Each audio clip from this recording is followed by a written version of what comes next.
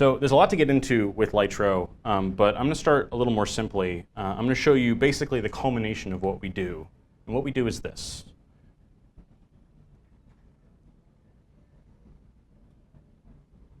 This is post-capture.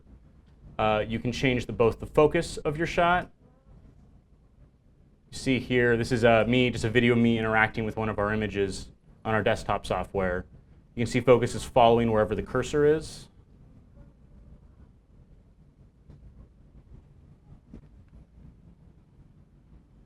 As well, we can do this, where you change perspective around the scene of the object.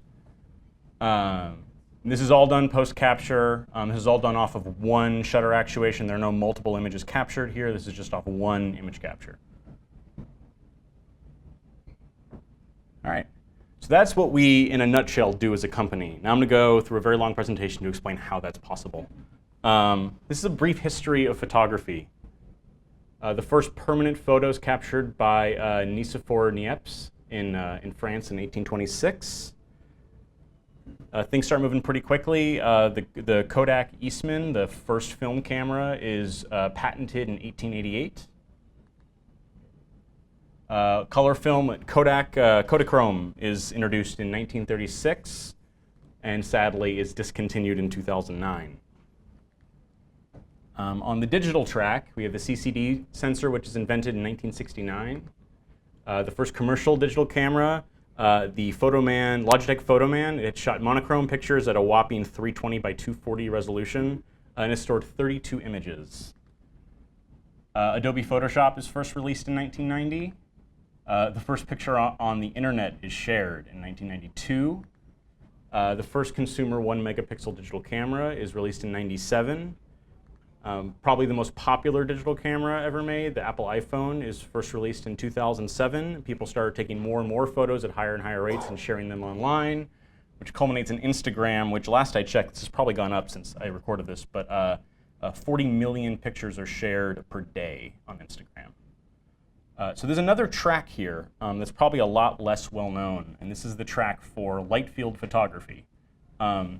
A lot of people who know Lytro probably only heard this phrase when we first started talking about it about 3 years ago. But this has been around for a really long time. This is a sketch by Leonardo da Vinci in which he details how he observes that light travels in rays. In 1908, a guy named Professor Gabriel Lippmann publishes a paper on something called integral photography, which is capturing images with multiple lenses. It's one of the first inferences of 3D photography. He talks about what happens when you capture larger sets of data rather than just two-dimensional images. Light field as a phrase is coined in 1936. The first single-lens planoptic camera is released in 1992. I'll get into what planoptic means later. The first handheld light field camera is developed by Lytro founder Ren Ang at Stanford University in 2005. The camera right there, for those who care, it's a Contact 645 medium format camera that he adapted the sensor. Lytro Incorporated is first founded in 2006, and when I mean founded, it was like 4 guys in a room for about 4 years, trying to hack together and see what was possible with the technology. The first commercial planoptic camera is released in 2011, and in 2012, the first commercial light field camera, our camera, is released.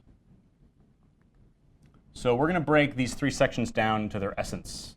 We have wet photography or chemical photography. We have digital photography, and we have light field photography. And we're going to dub these camera 1.0, camera 2.0, and camera 3.0. Now, there's something to realize about the first 2 sections, the photography that you're probably all most familiar with, is that they capture pretty much the same set of data, right? The transfer from film to digital was really just changing the recording medium, but it's not changing anything about the data that's captured. You're seeing more or less a one-to-one representation of the light that went through a lens and deposited itself on the sensor, and then you get to see the end result. Light field photography doesn't do that. It captures, it says rich beyond 3D. It captures a lot more information. Technically, we capture 4 dimensions of information, but that tends to blow people's minds a little bit. So you can just treat it as 3D plus. We get a lot of information about what is out there in the world when we take a shot with a light field camera. Light field photography is also part of another section of photography called computational photography. Since we're not doing a one-to-one representation anymore of what of what lands on the sensor, we're using a lot of really advanced algorithms to portray the kind of things that you saw in the image I showed you earlier.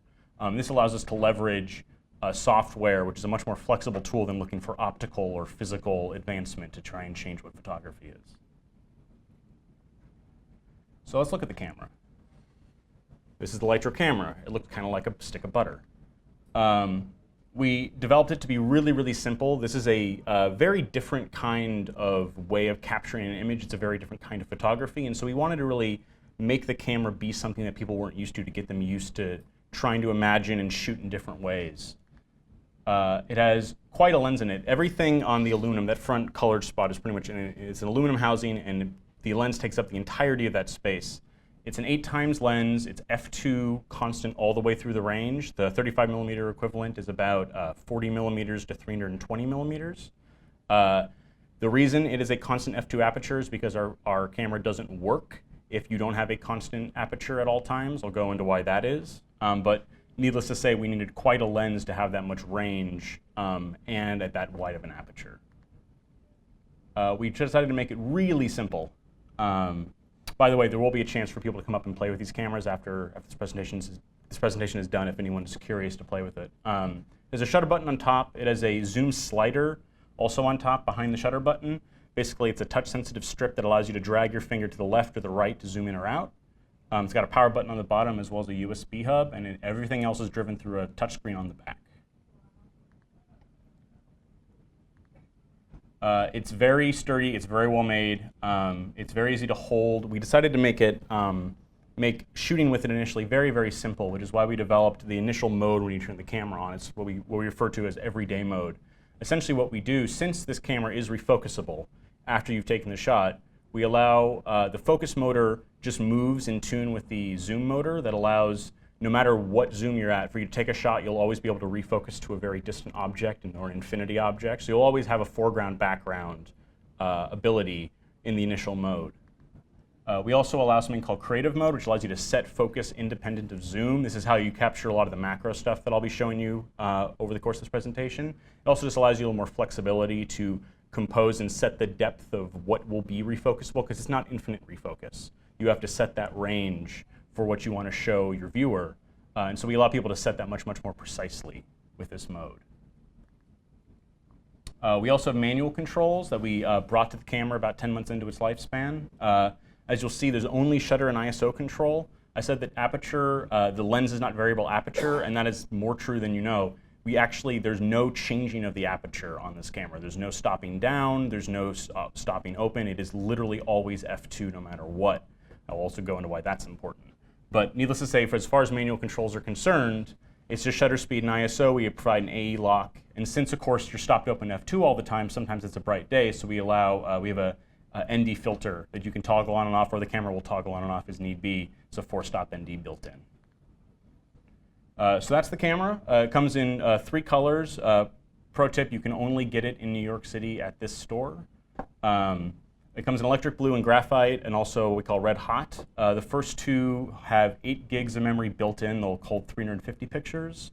The red hot has twice that memory. It's good for 750 pictures. The battery life's really exceptional. You can fill the red hot camera without burning down your battery pretty easily. So there's another thing to recognize about what we do. When Lytro first showed up, there was no format for the kind of interactive image that I showed you. That just didn't exist. So we didn't have a picture format that worked. We didn't have players, a way for people to interact with the images. There was no software available to us. So we've built every single part of our pipeline. This is our desktop software. You can load images from the camera over via USB to get here. It allows you to organize by albums and upload them to the web, and also interact with them here. You can apply filters, which I'll go into a little bit later on. We also just recently came out with a mobile app for iOS, which allows you, the camera's a Wi-Fi chip in it. You can send images from the camera to your phone, peruse them, look at images that other people have posted online, pick the ones you want to upload and where you want to upload them to. We have a website, which I'll go into in a second. Here's the web. You can upload what we call stories, basically just online albums. They can be shared to Facebook, Google+, Twitter. You can also embed them in websites. And no one needs any special software to interact with these images the way I showed you online. It's all built into the web browser, so no one needs anything special to play with them. So let's talk about what a light field is. The light field is roughly described as the orientation, direction, color, intensity of every bit of light in this room right now, which is a lot of information. And there's been a lot of devices built over the years to try and capture this kind of information. This is an early research project from the late 90s at Stanford. It's a bunch of little webcams arrayed across a room, feeding down into a server bank, which is then feeding into a computer. And as you can kind of see, this is all being compiled into one image at the end of this. It's trying to capture as much information as it can. This is fairly unwieldy. You can't really bring this anywhere. They try to make it smaller. This is a multiple lens array. It's a little smaller, not really easy to hand hold or anything like that. But the general gist of it is that they're trying to go for breadth. What you're trying to get is a wide enough sense of the space that you understand the spatial relation of every capture point to every other capture point. You capture a lot more information about where the light's coming from. So every camera does this. If any of you have cameras in your pocket, which I imagine most of you do because you have cell phones, every camera does that. Our camera also does that. It's not that different. The technology is not that different. The only thing that we add that allows us to do this physically is right in front of the sensor, we have a tiny, tiny, tiny chunk of glass on which has like tens of thousands of stamped microlenses. And what these microlenses do is they scatter the light just before it hits the sensor. And since we calibrate and we understand exactly where this light is coming from the aperture, from the center cut of that lens, all the way through the microlens, then bouncing onto that sensor, we can use the law of optics to trace that light all the way back out into reality. So all we understand is the direction of that light. And so we don't lose any of that data. Two-dimensional cameras basically have just always decided to never try and capture directional data. They've only ever cared about intensity. And if you put a color filter in front of a sensor, you get color. But that's all modern cameras do. We try and preserve as much of that information as we can. So this is a pretty fundamental shift. We call here a superset of traditional picture data, which just means that we're basically scaling up. We're not doing anything different to capture the data, or we're not doing anything to change the data that's available. We're just capturing more of it. And this allows us to do quite a bit. The aperture and the sensor, since you can control depth and focus after the fact, we're actually virtualizing the sensor and the aperture, so it's no longer a one-to-one representation. It allows us to iterate much faster and to leverage advanced software much, much quicker when, these days a camera comes out and you have to wait for the next big lens advancement or the next microchip advancement. We're able to change a lot more about images much, much quicker because we get to iterate using software. So Lytro launched in June 2011, and our camera came out on Leap Day, February 29th, 2012. But when we first showed people what the camera was capable of, we got a really, really big response. Everyone was kind of blown away that we could do this. And I think that there's not a lot of question why. A lot of cameras don't, if you look at the advancements that come out of cameras every year, they're kind of incremental to be like the most positive. I went to Photokina last year to see the next big advancements in cameras, and pretty much everyone was just there to handle the next slightly smaller, slightly cheaper full-frame camera that was maybe 0.5% improved from the previous generation.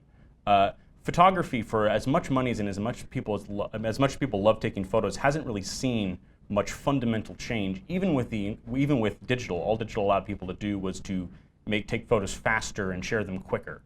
Some cameras get desperate every year. This is a pet mode from a camera company that could detect up to 5 pet faces, which I think is actually pretty impressive. So we launched the camera, as I said, on Leap Day. It was the first ever consumer light field camera shipped. And I think we saw some pretty amazing things from the images that came out of it. I'll show you a couple here.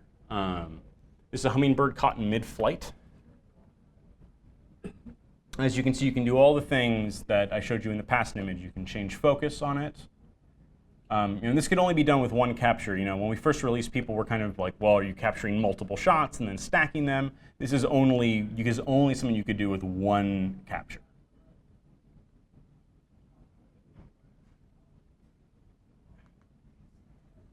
It's another shot that's caught in an aquarium.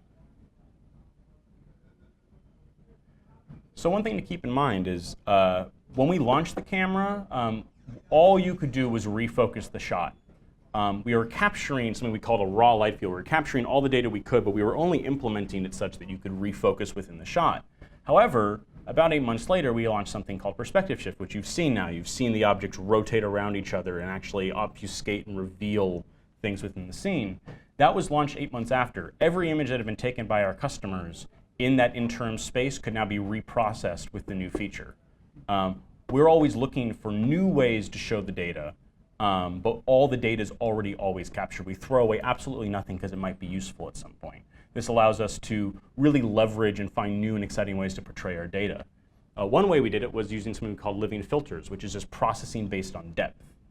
This is a really simple example. This is just changing the saturation based on the depth. But I think it's a very powerful concept just shown in a very, very simple way. We have a number of living filters. This is the most obvious one.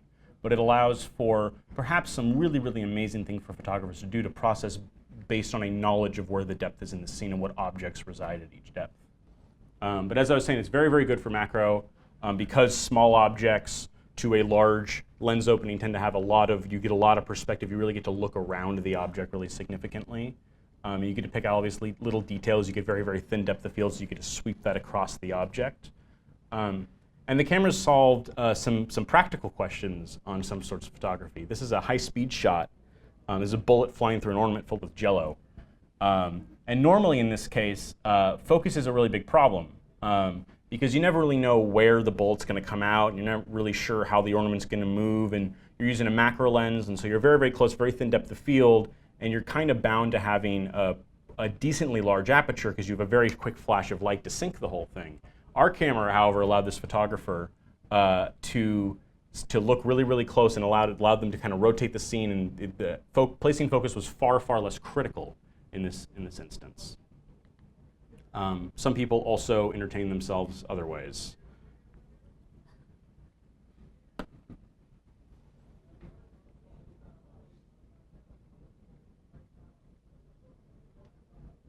So we'll go into a little more detail.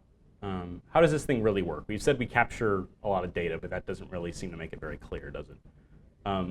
So let's imagine light coming through just the micro lens array. This is a very large version of what our lens array essentially looks like. Light passes through, is focused on the micro lens, and then spreads out onto the sensor below. And in this case, what our camera does is we place a main lens in front of that micro lens array, which focuses it onto the micro lens and scatters it to the sensor behind. The lens is a simplification. We use a complex lens like most people do. We use actually quite a complex lens to achieve the kind of zoom range and aperture that we're talking about.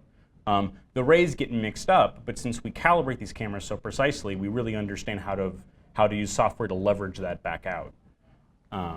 And since that happens, we can trace it back out to the point that it's focused on in reality.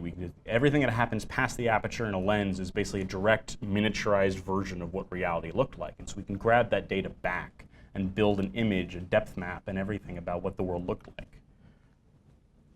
So there's advantages of an array in camera. It has a complex lens, which is great. It has one complex lens, which is slightly simpler than the other solution we saw earlier. You can imagine that if you built that larger array and you wanted to change focus or zoom those lenses, you'd have to do them all in tandem. In this case, all we have to do is change one lens to achieve the effect we want. We also get to change the baseline. So let's say we make the baseline, the aperture opening, twice as large. Now, obviously, this causes the rays to get mixed up. The micro lenses are tuned to the aperture opening of the lens itself. This is why we can't stop down, and this is why if you change the baseline, if you double the baseline, you have to follow the f-stop ratio and double the focal length as well, and everything rectifies again.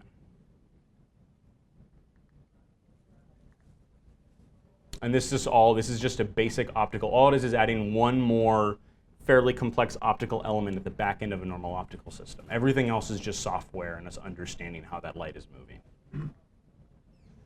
So what's next for Lytro? So light field is in its infancy. It's very, very early in its genesis. And we as a company are only kind of guessing as to where the technology and, more importantly, I think, where the artistic applications of light field are going to go.